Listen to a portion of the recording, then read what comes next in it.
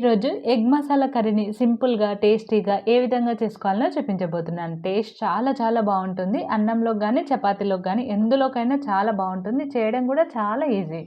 దీనికోసం స్టవ్ వెలిగించుకొని ఒక కడాయి పెట్టుకొని, దాంట్లోకి కట్ చేసి పెట్టుకున్న ఉల్లిగడ్డ ముక్కలు వేసుకొని కొద్దిగా ఫ్రై చేసుకోండి.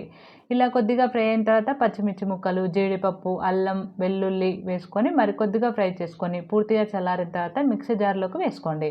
ఇప్పుడు ఇందులోకి కొత్తిమీర తరుగు వేసుకొని మెత్తగా మిక్సీ పట్టి పెట్టుకోండి. ఇప్పుడు ఉడికించుకునే ఎగ్స్‌కి 4 చోట్ల ఘాట్లు పెట్టుకొని పక్కకు పెట్టుకోండి. ఇప్పుడు కొద్దిగా ఆయిల్, బటరు, పసుపు, కారం వేసుకొని ఎగ్స్ వేసుకొని గోల్డెన్ బ్రౌన్ కలర్ వచ్చేంత వరకు ఫ్రై చేసుకొని ఒక ప్లేట్‌లోకి తీసుకోండి. ఇప్పుడు అందులోకి హోల్ గరం మసాలా మిక్సీ పట్టుకున్న పేస్ట్ వేసుకొని కలుపుకొని ఇప్పుడు ఇందులోకి పెరుగు, పసుపు, కారము, కొద్దిగా గరం మసాలా వేసుకొని కలుపుకొని ఆయిల్ పైకి తేలేంత వరకు దీన్ని చేసుకోవాలి. ఇప్పుడు ఇందులోకి ఒక పెద్ద గ్లాస్ వాటరు, ఫ్రై చేసుకునే ఎగ్స్ కూడా వేసుకొని మూత పెట్టుకొని ఆయిల్ పైకి తేలేంత వరకు మధ్య మధ్యలో కలుపుకొని చేసుకుంటే ఎగ్ కర్రీ రెడీ.